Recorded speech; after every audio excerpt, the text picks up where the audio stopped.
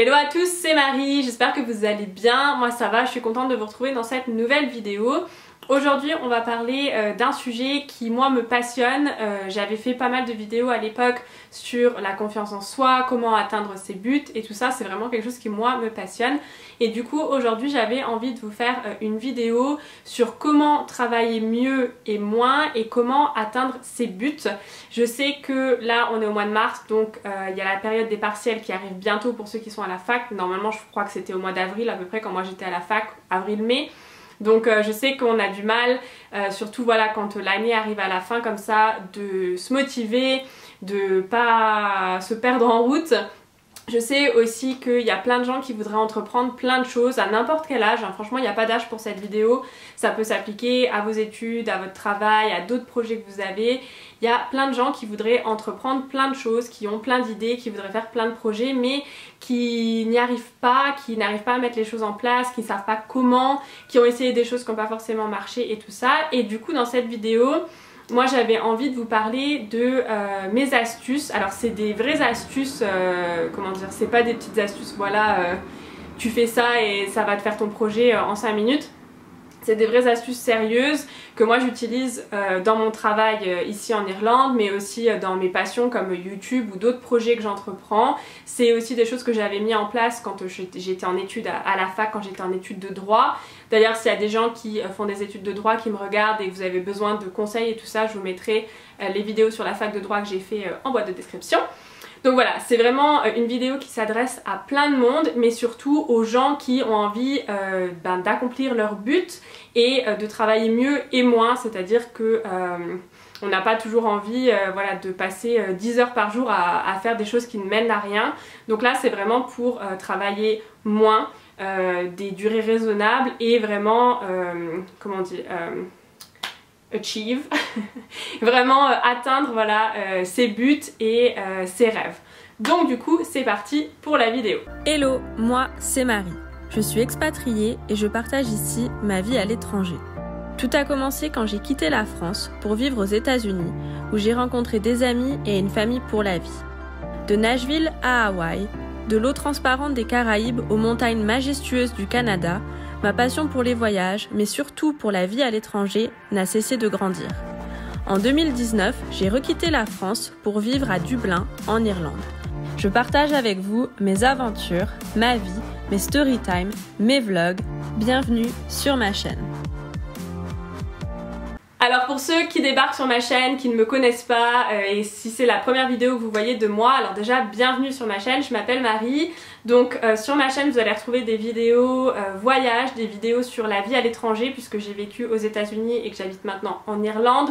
Donc voilà, vie à l'étranger, vie d'expatrié, voyage aussi parce que j'adore voyager et ma famille aussi. Et vous allez retrouver aussi des vidéos storytime, des vidéos sur l'acné parce que j'ai eu aussi beaucoup d'acné. Et aussi ce genre de vidéos un petit peu plus motivation, un petit peu plus papote, comment dire, un petit peu plus vie réelle, voilà, avec des vlogs, avec des vidéos voilà, qui s'adressent à la vraie vie. Donc si jamais ça vous intéresse d'avoir ce contenu un peu varié, eh bien n'oubliez pas de vous abonner, c'est gratuit et surtout ça me permet moi de faire plus de vidéos, voilà, c'est une forme de soutien gratuit qui moi créatrice de contenu m'aide énormément. Donc voilà, n'hésitez pas à vous abonner, n'hésitez pas aussi à laisser un like si jamais vous aimez ce genre de vidéos et du coup c'est parti pour la vidéo. Alors contrairement à plein de vidéos qu'on peut trouver sur YouTube sur le même sujet et qui ont tendance à garder les conseils les plus importants pour la fin de la vidéo parce qu'ils veulent que vous regardiez toutes les minutes de la vidéo pour faire du watch time et gagner plus de YouTube money, moi je vais commencer par le conseil qui selon moi est le plus important, celui sans qui vous n'arriverez pas à mon avis à faire ce que vous voulez et vous pouvez mettre tous les autres conseils en place. Si vous n'avez pas celui-là, ça ne sert à rien selon moi. Et ce conseil selon moi c'est d'être discipliné et d'avoir de la persévérance plutôt que d'être motivé. Alors je vais m'expliquer. En fait, on dit tout le temps comment bien se motiver, comment être motivé. Vous allez trouver ce genre de vidéos partout sur YouTube. Comment se motiver le matin, comment se motiver l'après-midi, comment se motiver au travail, comment se motiver dans ses projets, comment se motiver, la motivation, blablabla. Et en fait, selon moi, la motivation, il faut pas compter dessus parce que personnellement, pour un jour de motivation, j'ai 2 semaines de non-motivation. Et s'il fallait que je compte que sur les jours où je suis motivée pour faire quelque chose pour faire justement ces choses, et bien à la fin du mois j'aurais pas fait grand chose, parce que la motivation c'est lié à plein de choses. C'est lié à votre vie, c'est lié aux résultats que vous allez avoir dès le début, c'est lié à votre mood du moment, c'est lié au temps, c'est-à-dire que s'il fait beau vous allez être hyper motivé, s'il fait pas beau vous allez pas être motivé, si vous voyez des résultats tout de suite ben vous allez être motivé, si les résultats sont lents à venir vous allez pas être motivé. Donc en fait la motivation repose sur plein de choses qui sont complètement hors de votre contrôle. Et du coup, moi je pense que si on se repose que sur la motivation, eh bien on va pas bien loin. Alors que la discipline, les amis, la discipline c'est vraiment, pour moi en tout cas, c'est vraiment le truc qui a changé ma façon de voir les choses. Être discipliné, ça veut dire faire même quand on n'est pas motivé. Et il n'y a rien de tel pour arriver à ses buts. Pareil pour la persévérance, quand vous persévérez, même quand vous prenez 10 portes dans la face, qu'on vous dit non, non, non, non, non, si vous persévérez, vous finirez par avoir un oui.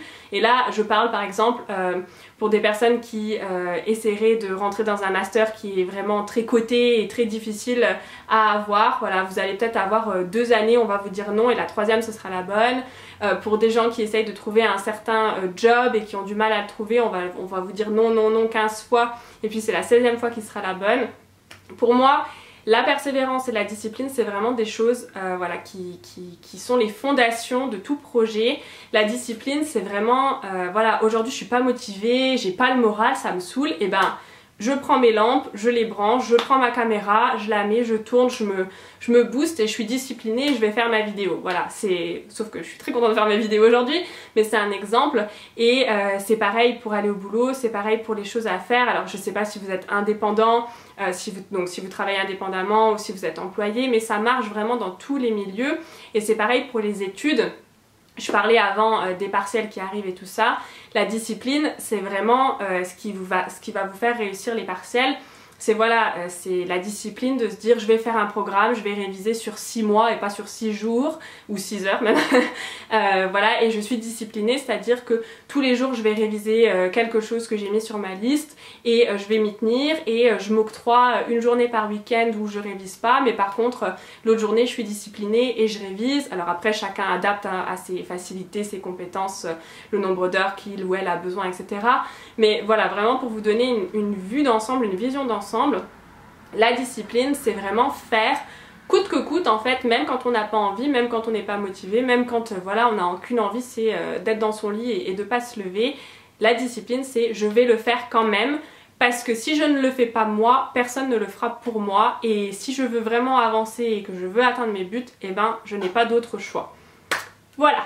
Du coup la discipline ça vous permet aussi d'accomplir beaucoup plus en beaucoup moins de temps, parce que du coup vous allez faire les choses les unes derrière les autres, et parfois même le fait qu'on n'était pas motivé et puis qu'on le fait quand même parce qu'on est discipliné, et ben ça motive. Donc en fait une chose en engendre une autre, et vous allez avoir à la fin de la journée une liste de choses qui sont faites, alors qu'au début de journée vous vous disiez non je vais jamais y arriver. Et vraiment la discipline c'est la chef de l'accomplissement des buts, hein, vraiment. Alors ensuite la deuxième chose qui pour moi est hyper importante quand voilà on veut atteindre ses buts, quand on veut réaliser un projet, c'est d'avoir des buts à court terme et des buts à long terme. Donc votre projet en fait il faut le découper. Donc par exemple si vous êtes étudiant, il y a les partiels, je sais pas moi, au mois d'avril, il faut découper les 6 mois qui sont avant en peut-être 2 fois 3 mois, et en disant voilà après les premiers 3 mois je vais avoir déjà tout relu une fois, et les 3 mois suivants je vais vraiment réviser et apprendre par cœur, ou l'inverse, enfin voilà, suivant ce que vous aimez.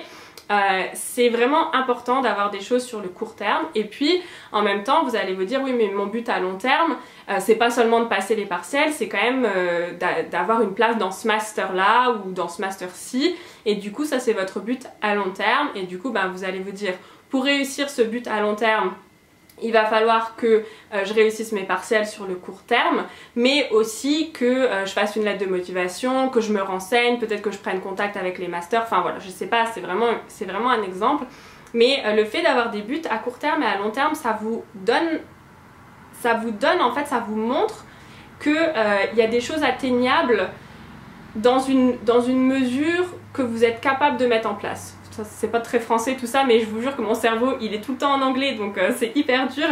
Mais voilà, ça vous permet de visualiser en fait les choses, et quand les choses sont plus rapprochées de nous, on a tendance à plus s'investir parce que ben voilà, les partiels ça arrive, donc c'est plus concret. Le master, quand il est dans 4 ans par exemple, ben on a du mal à vraiment se rendre compte de l'importance des choses qu'on fait maintenant, alors que si on a des buts plus rapprochés, on se dit ah bah oui, si j'ai pas mes partiels, et ben je me retape une année, et du coup mon master, et ben je peux le mettre pour l'instant de côté.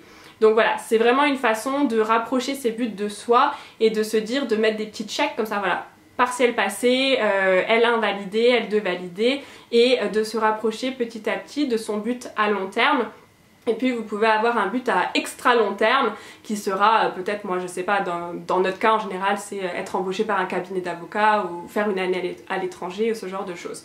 Donc voilà, ça permet vraiment d'avoir des choses plus concrètes en tête et du coup de ne pas perdre l'objectif de vue. Alors du coup quand on a des buts comme ça à court terme et à long terme, ce qui est bien c'est dans la même veine, c'est de découper ces objectifs à court terme et à long terme en étapes beaucoup plus atteignables, beaucoup plus faciles à atteindre. Donc je reprends mon exemple, par exemple pour les partiels, ça va être, et ben voilà, cette semaine je vais réviser tout le droit pénal, la semaine d'après je vais réviser tout le droit du travail, et puis la semaine d'après, ben, je réviserai les deux par exemple. C'est vraiment des exemples, ne vous organisez pas comme ça, c'est pas une bonne idée. C'est vraiment des exemples basiques pour vous montrer un petit peu comment ça fonctionne. Ça peut être aussi dans le sens, ben voilà, ce week-end je fais une pause parce que j'ai besoin de cette étape justement pour être fraîche la semaine d'après quand il va falloir que je révise plus ardemment. Voilà, donc découper vraiment ces objectifs à court terme et à long terme en étapes, ça permet aussi un peu dans la même idée de d'avoir des objectifs plus rapprochés, donc plus concrets, et surtout de faire des listes, en fait des listes d'étapes ou même des listes de choses à faire chaque jour. Ça permet de se libérer le cerveau et d'être bien organisé, d'avoir les idées claires, et quand on a les idées claires, on fait les choses beaucoup plus rapidement, on fait les choses beaucoup plus sereinement, donc on est moins stressé, on se fatigue moins, on n'a pas le cerveau qui part dans tous les sens.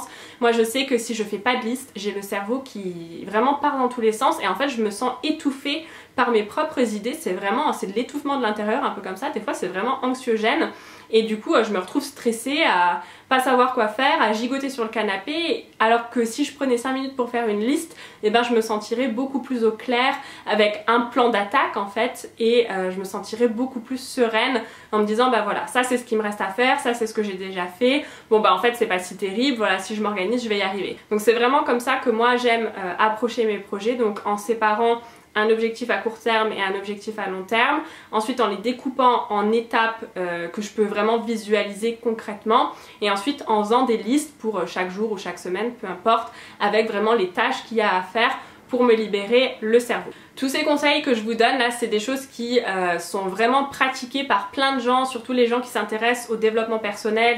C'est quand même quelque chose qui moi m'intéresse aussi, et c'est quelque chose qu'on va retrouver vraiment beaucoup dans beaucoup de livres, beaucoup de vidéos sur le développement personnel.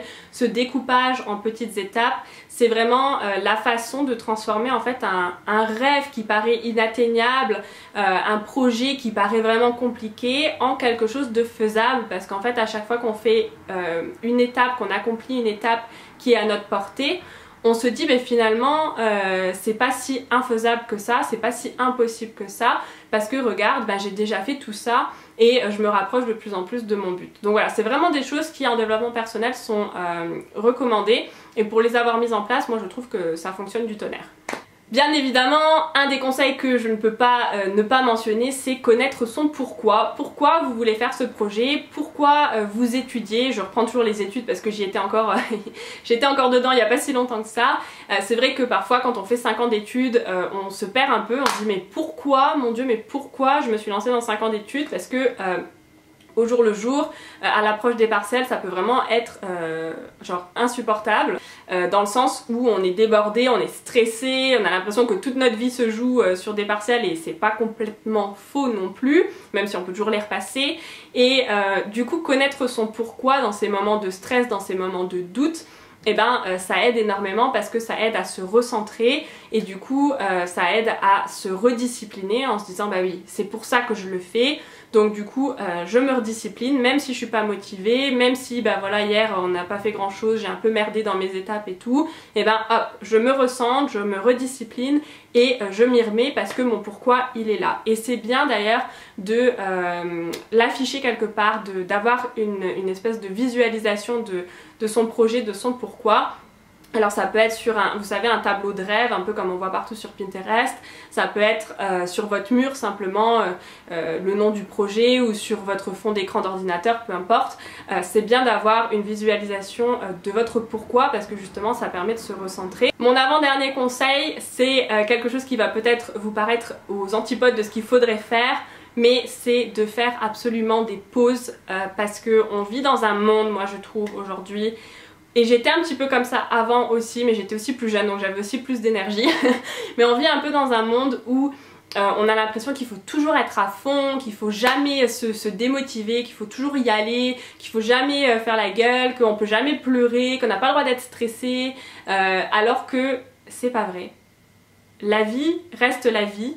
Peu importe ce qui se passe autour de nous, il y a des moments où on va être complètement triste, il y a des moments où on va pas avoir envie de faire, il y a des moments où on est juste pas motivé, où t'as pas envie. Alors on n'oublie pas la discipline, mais au-delà de ça, il y a des moments où vraiment on a besoin d'une pause. On peut pas être à fond 24 heures sur 24, 7 jours sur 7, c'est juste pas possible. On a besoin, on est des humains avec des sentiments, avec des besoins, et on a besoin de se ressourcer. Parfois c'est juste passer du temps avec sa famille, parfois c'est passer du temps seul. Je sais que moi par exemple, je prends mon exemple parce que je me connais donc c'est plus facile de parler de moi que de parler d'autres personnes. Par exemple, moi j'adore les gens, mais justement parce que j'adore les gens et que je suis une vraie éponge, que j'en ai déjà parlé, je suis hypersensible, donc du coup j'absorbe tout. Et peut-être que vous allez avoir un décès dans votre vie, si vous m'en parlez, moi je suis limite triste comme si c'était quelqu'un de ma famille. Donc moi j'ai vraiment besoin parfois de m'isoler, d'être toute seule avec moi-même et de mettre un peu des barrières comme ça pour justement arrêter d'éponger tout ce qui se passe autour de moi. C'est aussi pour ça que je regarde pas les infos à la télé, c'est pour ça que voilà, je m'isole un peu de tout ce bruit en fait qui moi me pollue et qui me rend triste, va me faire pleurer parfois. Des fois je me retrouve sur le canapé avec Eric à pleurer alors que c'est même pas ma vie quoi. Donc voilà. Il faut connaître un peu ses besoins et sa personnalité et ne pas hésiter à se ressourcer. Alors faut pas non plus le prendre comme excuse pour ne rien faire 5 jours sur 7, mais voilà, c'est vrai que des fois on a besoin de ce temps de pause, ce temps de ressourcement, de ressourçage, de ressourcement, je ne sais pas. Ce temps pour se ressourcer, ce temps pour faire le vide aussi et vraiment se reposer, parce que on a aussi cette impression que parce qu'on est beaucoup sur les ordis, qu'on n'est pas forcément peut-être aussi actif physiquement qu'il y a 40 ans en arrière, qu'on n'a pas besoin de se reposer autant, mais c'est pas vrai. Le repos intellectuel et psychologique est vraiment très important aussi pour évacuer le stress, l'anxiété, le stress lié à l'inconnu, à l'incertitude de l'avenir et tout ça. C'est vraiment des pauses qu'il faut prendre et il faut parfois se forcer à prendre des pauses. Donc voilà, je trouve que faire des pauses et tout ça c'est hyper important, et surtout aussi parce que en général quand on fait une vraie pause, et j'insiste sur le vrai, une vraie pause, on revient rechargé à fond en fait, et du coup on est beaucoup plus productif sur la suite et du coup on va travailler mieux mais en travaillant moins, et du coup on va arriver beaucoup plus vite à atteindre ses buts, alors qu'ils soient à court terme ou à long terme. Mais du coup voilà, c'est quelque chose qui va vraiment avoir un peu comme un effet de rebond pour la suite. Même si on a l'impression de stagner parce qu'on est en pause, en fait on se recharge justement pour relancer de plus belle, et ça c'est quelque chose qu'il ne faut pas oublier. Et du coup ça va un peu avec mon dernier conseil, qui est que parfois, alors j'ai pas vraiment lu ça dans des bouquins de développement personnel, ça vient vraiment de moi, un peu comme tous les autres conseils. C'est des choses qui moi m'aident et j'espère que ça vous aidera. Un peu dans cette même veine de faire des pauses, moi parfois j'ai vraiment besoin de me forcer à ne pas faire pour justement un petit peu rallumer la flamme, pour me dire ah on me prive mais en fait ça me manque, j'ai vraiment envie de le faire. Et c'est vrai que, alors c'est pas un conseil à appliquer quand on approche des partiels et on se dit ah bah je vais pas réviser, ça va me donner envie de réviser plus dans une semaine. Je vous conseille pas trop de faire ça, vaut mieux être discipliné et réviser. mais il y a plein d'autres projets, notamment dans le domaine artistique. C'est vraiment parce que c'est vraiment à ça que je pensais quand j'ai écrit ce conseil là. Dans le domaine artistique, c'est vrai qu'on ne peut pas être tout le temps créatif, c'est pas quelque chose de vraiment réaliste. Et c'est vrai que moi, avec la musique, il y a vraiment des périodes où j'arrive plus à écrire de chansons parce que je suis pas inspirée, parce que je suis pas dans le mood, parce que ça, voilà, je suis pas inspirée. C'est dur dans le monde dans lequel on vit des fois d'être inspirée, je vous le cache pas. Et du coup, moi, de me forcer à ne pas toucher ma guitare, de me forcer à ne pas chanter, de me forcer à ne pas écrire de chansons, et ben souvent, c'est ce qui déclenche un petit peu ce truc qui me dit ah, si quand même tu vois là je viens d'avoir une idée, si quand même ça me manque et si je veux y retourner et en fait je me retiens un peu jusqu'à ce que je puisse plus. Et c'est vrai que comment dire, se forcer à ne pas faire, et ben souvent ça entraîne le manque et du coup on va avoir envie de faire. Et du coup ça c'est aussi quelque chose qui parfois m'aide à me motiver et vraiment à me motiver pour le coup, pas à me discipliner mais vraiment à me motiver. Et donc voilà pour mes conseils sur comment travailler mieux et moins et comment atteindre ses buts. J'espère que la vidéo vous a plu. Si c'est le cas, n'oubliez pas de mettre un petit like. Si jamais vous avez des conseils qui fonctionnent pour vous, que j'ai pas forcément mentionné dans la vidéo, n'hésitez pas à les laisser en commentaire parce que je suis sûre que ça intéressera aussi les personnes qui vont voir cette vidéo. On n'est pas tous fait pareil, donc je conçois bien que les conseils que moi j'ai appliqués qui ont fonctionné pour moi ou que moi j'aime ou que je trouve important ne puissent peut-être pas fonctionner pour quelqu'un d'autre. On n'est pas tous non plus réceptifs à la même chose, hein. On reste des humains avec nos vibes et tout, et du coup je pense que c'est bien aussi d'être le plus nombreux possible à contribuer pour justement pouvoir piocher vraiment ce qui nous correspond et ce qui nous convient. Mais en tout cas voilà, moi j'aime beaucoup ces choses-là à mettre en place, c'est des choses qui ont vraiment fonctionné pour moi, donc je les soutiens à 100%, mais comme je l'ai dit, je suis bien consciente que ça peut ne pas fonctionner pour tout le monde et que du coup c'est bien quand vous contribuez en commentaire pour justement les gens qui seront peut-être plus réceptifs à certains conseils qu'à d'autres. Et voilà, du coup, qu'est-ce que je peux vous dire d'autre? N'oubliez pas de me suivre sur Instagram, je vous mettrai ça quelque part par ici. Et mais on va faire un abonné du jour et une question du jour. Putain, ça fait longtemps qu'on n'a pas fait ça. J'oublie à chaque fois, je suis désolée, hein, c'était ma bonne résolution de 2020. C'est vrai que j'ai tendance à oublier parce que je suis tellement à fond dans mes vidéos qu'en fait je n'y pense plus. Donc du coup, laissez-moi trouver un commentaire, enfin une question, et laissez-moi trouver un abonné du jour. Alors aujourd'hui on va faire du 2 en 1. On va faire le commentaire et l'abonné du jour. Alors c'est une Marie, c'est une coïncidence, hein. C'est une Marie Terre qui m'a laissé un commentaire. C'était, alors je suppose cool de te suivre comme ça après ta journée de travail, pardon.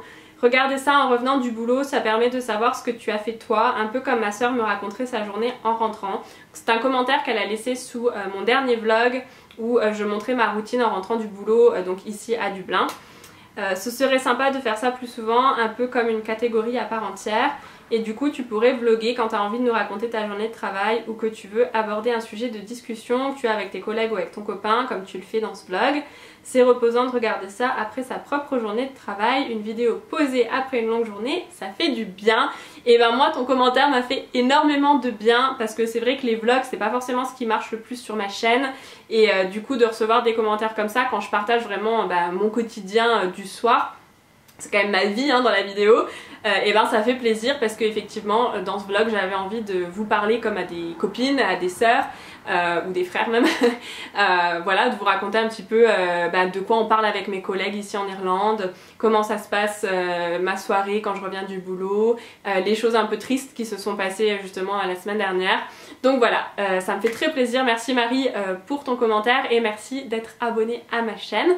Et donc voilà, je vais vous laisser sur cette fin positive. Je vous fais plein de gros bisous et je vous dis à la prochaine pour une nouvelle vidéo. Bye bye!